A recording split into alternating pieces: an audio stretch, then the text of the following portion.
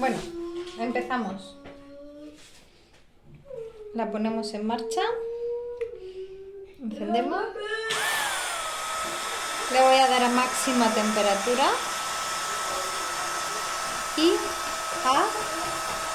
Eso es aire frío y eso es aire caliente. Cierro y empiezo.